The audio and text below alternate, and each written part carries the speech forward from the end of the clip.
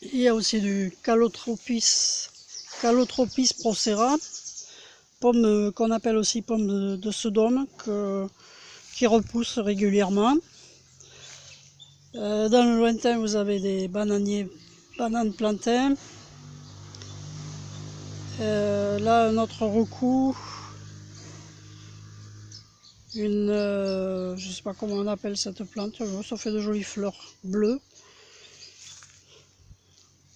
Ici, on a la pervenche de Madagascar, qui est à la fois, qui peut être rose, qui peut être blanche, qui est une plante très utile. Les feuilles notamment, 5 feuilles, ça soigne le diabète. On se sert également de la racine. Là, nous avons un pied de, comment ça s'appelle, Ocimum gratissimum. Localement, on appelle ça esrou ou bien zobeti. Donc, c'est l'équivalent du thym en France et c'est très très parfumé, ça a une huile essentielle. Et on s'en sert pour tout ce qui est toux, rhume, et c'est très antibiotique. Là, nous sommes sous un Rauwolfia vomitoria, et dont on utilise surtout la racine. C'est la racine qui est très renommée, qui sert dans les problèmes cardiaques et pour soigner l'épilepsie.